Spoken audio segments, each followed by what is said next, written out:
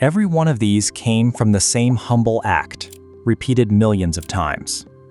Not a spark of genius, not a flash of insight, just one small step downhill, over and over. Take a step downhill, measure, take another. That's it. That's how a machine learns. The curve is just the scoreboard.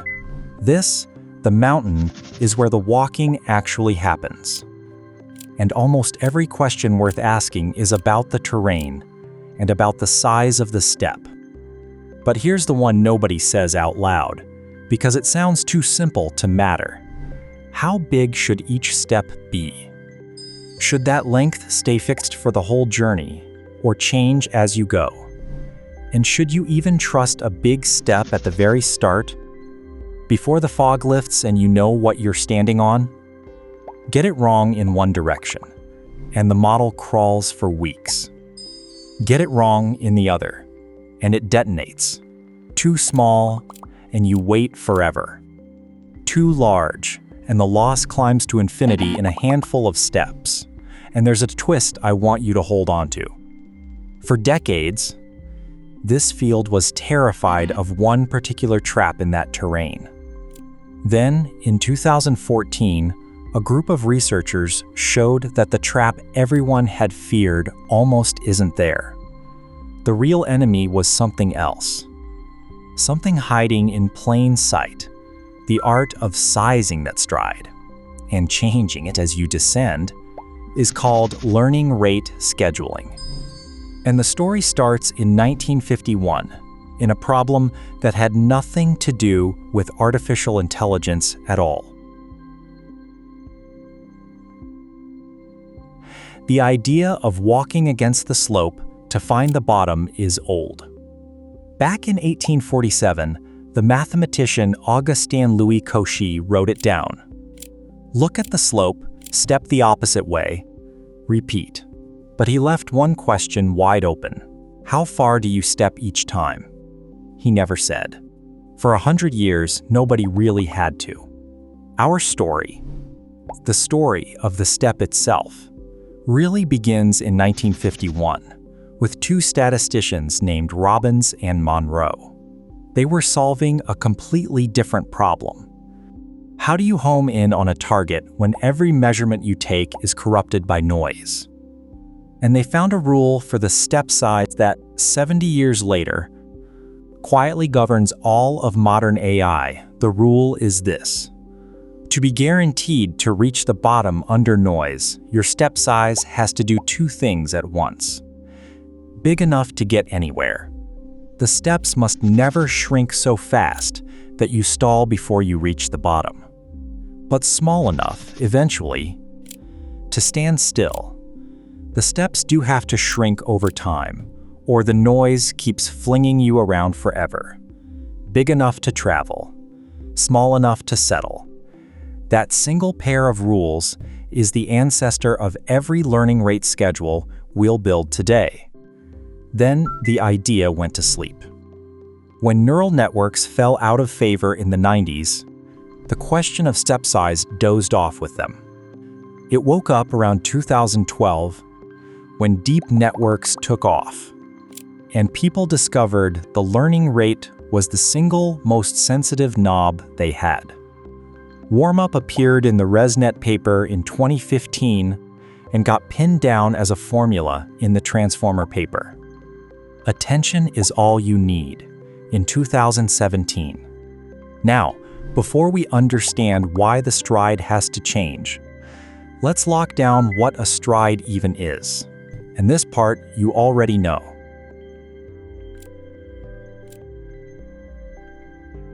Quick refresher, 30 seconds. Our traveler is in the fog. All they can feel is the slope directly under their feet. And they follow one rule. New position equals old position, stepped back by the stride length alpha times the slope g. We spent a whole episode on this. The steeper the slope, the longer the step. Near the bottom, where it flattens, the step naturally shrinks. Same terrain, same formula. Change only the stride, and one traveler reaches the valley while the other launches clean off the mountain. Now, those last 4 episodes, gradient descent, momentum, Aadam, were all about which direction to step and how much momentum to carry. And after the Aadam episode, I bet a lot of you walked away thinking, learning rate? Solved. Aadam tunes it automatically. That's wrong. And it's wrong in a subtle, beautiful way that's worth stopping for. Here's the thing people miss. RMS prop and Aadam adjust the shape of the step, how it responds to the terrain. They do not set its overall size over time. Let me show you exactly what that means. Aadam's step divides the gradient by the square root of v, a running average of the gradient squared. But look closely. If the gradient in some region has size g, then the square root of v is also roughly g. So the step becomes alpha times g over g, which is just alpha. That's the magic of Aadam. It's almost completely blind to how steep the slope is. Steep or shallow, every direction, every region gets pulled toward the same step size. So no single axis can bully the others. It's a brilliant equalizer, but that exact magic is also its fatal flaw. Watch, with plain SGD, the step is alpha times g. So as the slope flattens near the bottom, the step shrinks on its own, and the ball glides in and settles. Aadam divides that same shrinking gradient by an equally shrinking denominator. The two cancel. The step doesn't shrink. Aadam arrives at the minimum at full stride, jittering across it instead of settling into it. But watch closely, because there's a trap in how we read this. SGD's step shrank because the terrain flattened. That's the slope talking, not the clock. It's a shrink that depends on where you are, not how long you've been walking. And that's exactly the axis Aadam already owns, how the steps responds to the landscape. On the other axis, the stride shrinking as a function of time, no matter what the ground looks like, neither optimizer does a single thing. A constant learning rate, adaptive or not, never decays over time. That second axis, the stride shrinking on a schedule, not because the slope flattened, but because the clock says so, is exactly the one Robbins and Monro nailed down in 1951. It's their rule that the squared strides must sum to something finite. Drive the stride towards zero over time, or the noise never lets you rest. Aadam doesn't give you that. Neither does raw SGD. That job has no owner until the schedule shows up. Think of a runner with perfect muscle coordination. Every fiber firing in sync.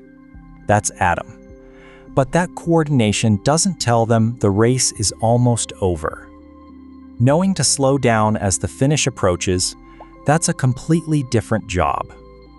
That job belongs to the schedule. So here's the one sentence to remember. RMS prop balances your step across directions. The schedule regulates your step over time. They're two different axes, and they multiply together. That's why the biggest models are trained with Aadam and a warm-up plus decay schedule at the same time. Not one or the other. Both. And there's a second reason, also purely about time, that Aadam actually needs to be reined in right at the very first steps. We'll hit it in a minute. So the stride has to change over time. But how it should change depends on the terrain. And the real terrain, out in billions of dimensions, hides a trap unlike anything our intuition expects.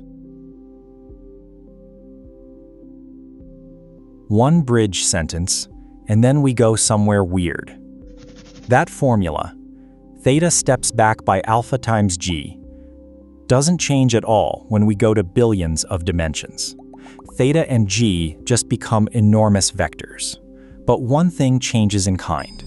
in very high dimensions, the flat spots, the places where the slope drops to zero. Stop behaving the way your 2D intuitions swears they should. Hold that thought. We'll come back and collect on it. And it's going to overturn something this field believed for decades. First, the troubles. The fixable kind. These all have cures, and Part 4 hands them out. Trouble 1. Too long a stride, and you diverge. At the very start of training, the parameters are random, sitting on jagged terrain where gradients are huge. A fixed, large stride makes the loss leap upward and explode. The dreaded loss spike, the NAN, trouble 2, too short a stride, and you crawl. Safe, but many times slower, and prone to getting stuck on near flat ground. Trouble 3. And here's that second reason I promised. Aadam is unstable at the very start. Remember, V is a running average of the gradient squared. In the first handful of steps, that average is built from almost no data, so it's wildly noisy. And it sits in the denominator of the step. A noisy denominator means a noisy step size, swinging from one update to the next, and every so often flinging the step enormous. The cruel irony. The adaptation mechanism itself is what's misfiring, so it can't correct itself.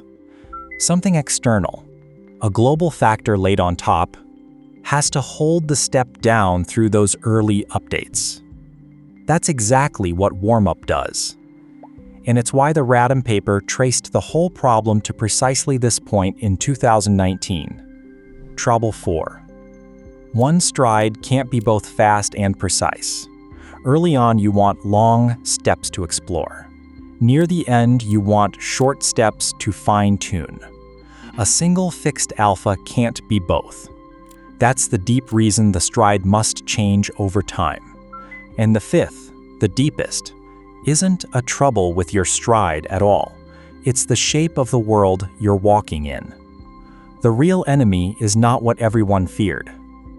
For decades, the nightmare was the local minimum. Getting stuck in a little valley that isn't the true bottom.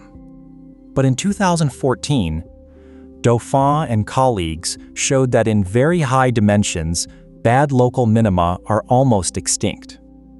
To be trapped in one, the terrain would have to curve upward in all billion directions at once. And that probability collapses toward zero as the dimensions pile up. The real enemy is the saddle point, a place where the slope is zero, but the ground falls away in one direction and rises in another. Picture a mountain pass, the low point of the ridge between two peaks, and at the very same time, the high point of the trail between two valleys. Spread all around it is a near-flat plateau where the slope is almost nothing. And our traveler, taking steps proportional to a slope that's basically zero, grinds to a near standstill, inching for ages with no clear sense of which way is down. 4 troubles with the stride, and 1 with the terrain itself, but a single suspect runs under all of them, a fixed stride, on a journey that never stops changing. Early chaos, late precision, treacherous flat ground in between. And the cure isn't a permanently longer step or a permanently shorter one. It's knowing when to change it. One reminder before we start, so nobody gets confused. Every schedule I'm about to show you is a global factor that multiplies on top of Aadam. It doesn't replace Aadam. It rides alongside it. Now we turn alpha into alpha sub t, a stride that depends on time. Our compass is those 2 Robbins-Monro conditions from the start of the video. Branch A, decay. This answers trouble 4, fast early, precise late, steep decay. Read it as a sentence. Every S rounds cut the stride by a factor gamma. Simple. Effective, but it drops in jarring cliffs. Exponential decay smooths those cliffs into a curve. The stride contracts a little every single step. Inverse time decay is the literal embodiment of Robbins-Monro from 1951. Its weakness: it can contract too fast and stall your progress too early. And Cosine Annealing, the current favorite. The stride falls like a slow breath, gentle at the start, quickest in the middle, easing softly to nearly zero as you arrive. No cliffs. Just a smooth exhale into the valley. Branch B, Warmup. This answers troubles 1 and 3. Don't explode, and don't let Aadam melt down at the start. Warmup. For the first warm-up steps, start the stride near 0 and ramp it up linearly. Let the traveler's legs get used to the strange ground around their random starting point before they open up into a full stride. This is the time-based medicine for Aadam's time-based sickness. Those first jittery steps we talked about, held gently in check until the averages settle. Branch C, the two combined, the transformer schedule. The peak of the whole tree, write it as a sentence.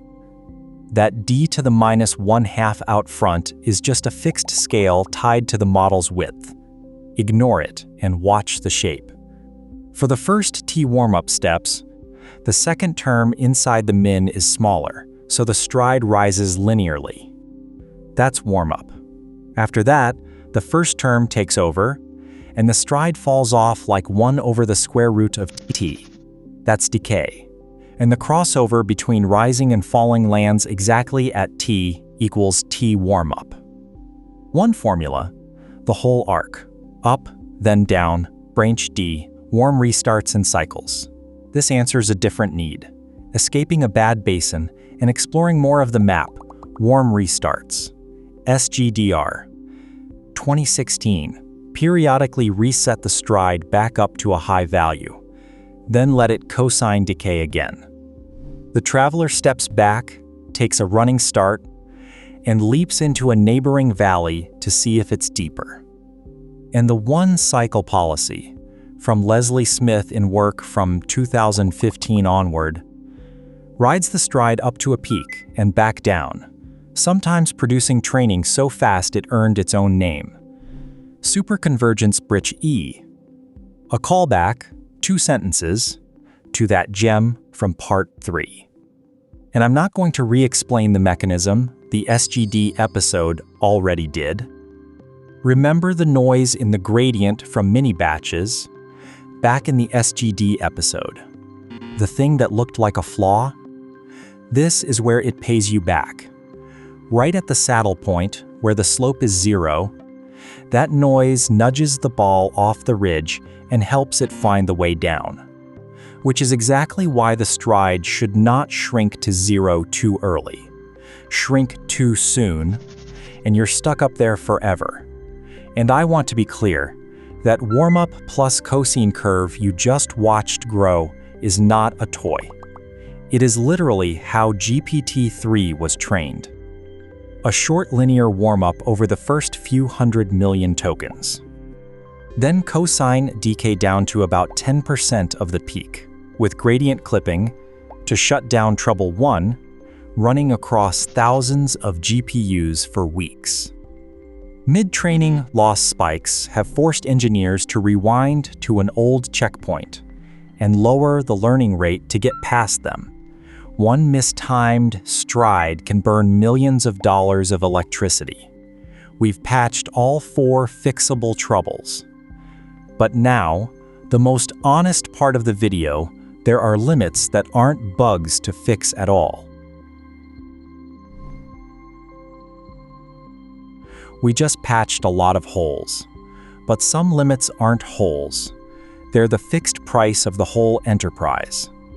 A hole you can fill, a wall doesn't move. No schedule, however clever, makes these 4 walls go away. Limit 1.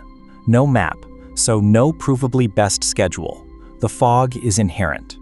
We only ever see the patch of ground under our feet, never the whole terrain, so every schedule is an educated guess. In a clean, convex world, theory can hand you a provably good step size. Out here, on a real landscape no one has ever seen the shape of, the best schedule is still a bet. Notice how this differs from trouble 4 earlier. That was a single constant isn't enough, and scheduling fixed it. This is deeper. Even the best schedule is a gamble, because we choose it blind. Limit 2. Scheduling breeds more knobs. How long is warm-up? What's the peak alpha? Which decay shape? There's no closed-form answer for best. We've climbed one level up, and now we're optimizing the optimizer itself. That's a cost, not a bug. Limit 3. First-order methods are blind to curvature. We only ever feel the slope, the first derivative. We never feel the curvature, the second. So, around a saddle point, even though the noise eventually shakes us loose, we still crawl across that flat plateau, burning real time. Contrast the gem from part 3. There, the fear was getting permanently stuck, and that got fixed. Here, the unfixable part is the time wasted. A method that only sees slope is fundamentally curvature blind. Second-order methods can see the bowl, but they don't scale to billions of dimensions. That trade-off is inherent. Limit 4. A low loss is not the same as a good model.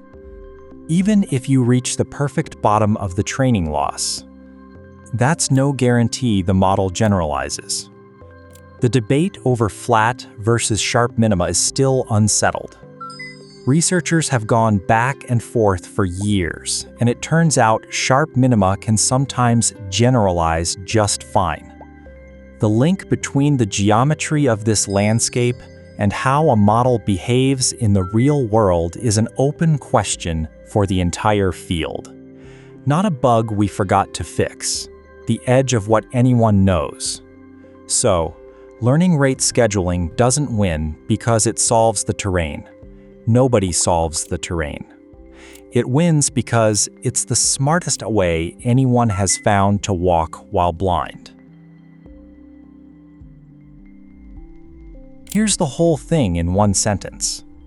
All of training is a traveler in the fog, repeating theta, steps back by alpha sub t times the slope.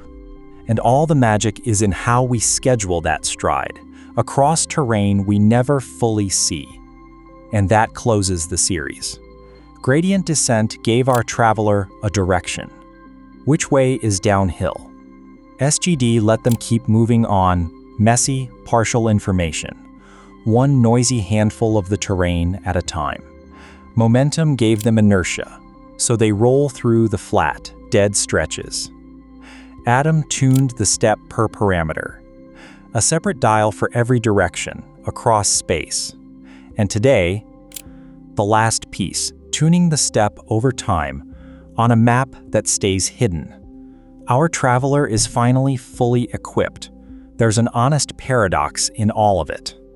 The very thing that limits us, not being able to see the terrain, is the same reason the simple, scalable methods keep beating the clever ones that don't scale. In this field, the winner is rarely the most sophisticated tool. It's the one that survives the largest scale, which leaves one thought to carry out. It's not the traveler who takes the most perfect step who reaches the bottom. It's the one who knows when to change their stride. Through this entire series, a human designed every schedule. So here's the question that opens the next chapter. Could we let the model learn its own schedule, its own optimizer? From scratch? Learned optimizers, meta-learning. And will we ever lift the fog and look the lost landscape dead in the eye? That's the territory ahead. If you want this to click, go try it yourself. Plot step decay against cosine on a tiny problem, and watch the two curves land differently. And if you're new here, the 4 episodes before this one, gradient descent, SGD, momentum, Aadam, are the map that got us here. Watch them in order. I'll see you in the next one.